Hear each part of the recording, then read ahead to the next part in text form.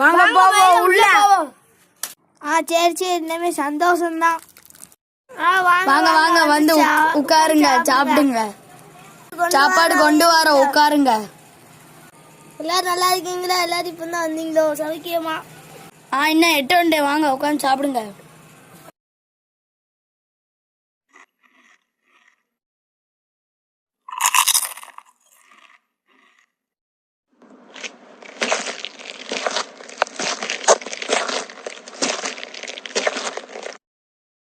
தம்பி என்ன சாக்லேட் வேணுமா?